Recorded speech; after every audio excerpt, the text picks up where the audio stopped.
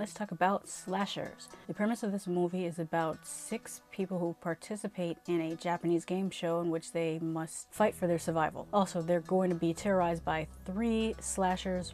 One is considered a clown. The 3 slashers are a demented clown named Charlie, a dead-looking preacher, and a doctor that reminds me of Dr. Satan from House of a Thousand Corpses named Dr. Ripper. Except this came out 2 years before House of a Thousand Corpses. It's funny that Rob Zombie's 31 has a similar premise. You ain't slick, Rob Zombie, I see you. You might think that the premise of this seems out there, but really, with shows like Survivor and Fear Factor, we're only a couple years away from The Running Man, so this actually isn't that far-fetched. This is yet another movie that looks like a 90s TV show. The set, the lighting, the 80s TV acting, the score. Of course, in this movie's case, it's supposed to look like a TV show. I can only hope that it makes up for its look with extra gore. It was actually 40 minutes until the first kill. On the bright side, it didn't feel like 40 minutes. And of the first kill, it was just alright. The second one was way better, more gory, more entertaining. Great job, practical effects crew. And unfortunately, I'm starting to see a trend in a lot of movies that have great gore, but have mediocre everything else. Well, I take that back. The set was not mediocre. They put a lot of work and effort into the set, and I appreciate that, so respect to the set decor, set design team. Halfway through this, my boredom started setting in. There was only 2 kills and 40 minutes left to go in this movie. I'm gonna need a lot more slashing happening in a movie called Slashers. This movie had too much talking and not enough slashing. There was a pretty cool decapitation, and to the artist who did the severed head, you really did an awesome job making that severed head look like the actress. Great craftsmanship. I still got a little bit bored, so I started scrolling Facebook,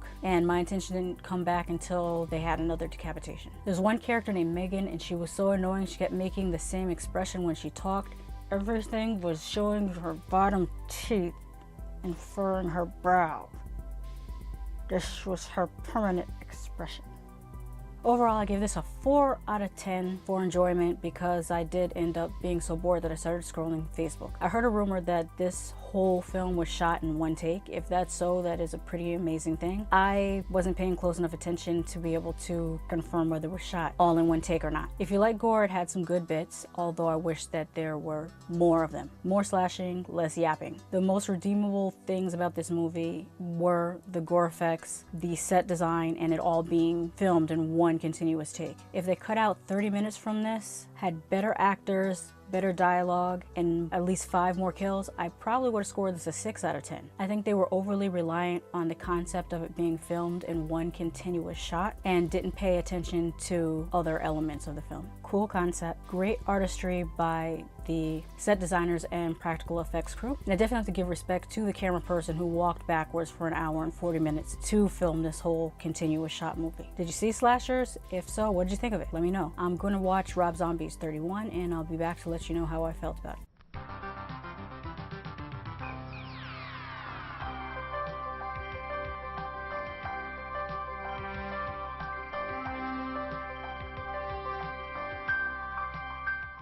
And now let's talk about Rob Zombie's 31. This has a simple premise. It is about a group of traveling carnies that get kidnapped and forced to fight for their lives while being stalked by a group of killer clowns. That sounds familiar. It's like Rob Zombie saw Slashers and thought, I could do that better.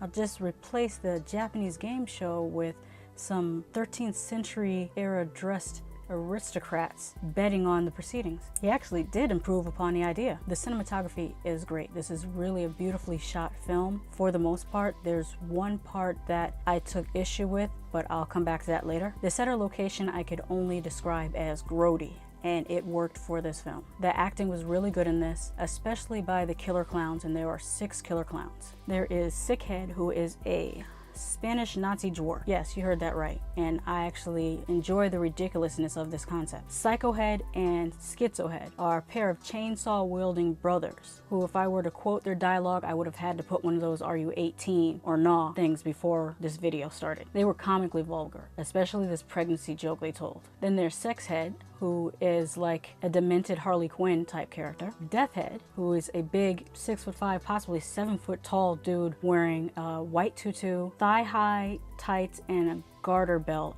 And he has a European accent, which I couldn't tell whether it was German, Austrian, or possibly Dutch. And finally, there's Doomhead, who is just straight up demented. And let me tell you about Doomhead. If there was an Oscar Awards solely for horror movies, he should win Best Actor. I mean, he delivered these soliloquies that would rival any highbrow art house film. In a final shot of him smiling, he looks more like the Joker than Jared, oh, you don't want no beef, huh? You don't want no beef, huh? Leto in Suicide Squad. Let's talk about the gore. It looks like there was some good work done here by the practical effects team, but I wish that we could have seen more of it. Going back to what I said earlier about the cinematography being good except for one issue. The one issue is the camera work during the, we'll call them survival scenes. There were too many cutaways, and when they didn't cut away, they did a hell of a lot of shaky cam. And I mean the type of shaky cam that you see in those Bourne Identity movies. You know those movies just shake the camera to cover up the fact that they were too damn lazy to come up with decent stunt choreography. But the jig is up, Hollywood. We've seen Ip Man and Ong Bak and The Raid and Chocolate, and that shaky cam stuff has got to go. We're used to seeing some good stuff now. By the way, if you haven't seen Chocolate, it is a movie about a teenage girl who is autistic, and her savant ability is the ability to learn any martial arts style that she can see. And each of her fight scenes in the movie is after different martial arts stars.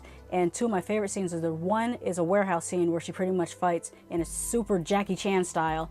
And there's a scene towards the end in a dojo where she actually fights a breakdancing kid with Tourette syndrome. I know that sounds crazy. An autistic girl fighting a guy with Tourette syndrome. It's glorious. Anyway, dead that shaky cam. It's just no. And now that I think about it, I wonder if the cutaway scenes were there to appease the ratings board. I could see him doing this if this was slated for a theatrical release. I think it was only in limited theatrical release, but mostly it was released video on demand. For that, I say go all out and just let it be unrated. Why even try to limit yourself down to an R rating? If you know you're only going to get shown in 10 theaters and it's going to go straight to VOD, go all the way out. Matter of fact, if your movie gets banned, that's just better press for you. But then the US movie industry is pretty jacked up when it comes to horror. I can see them giving Rob Zombie a hard time, just like how they gave Eli Roth a hard time with distribution for The Green Inferno.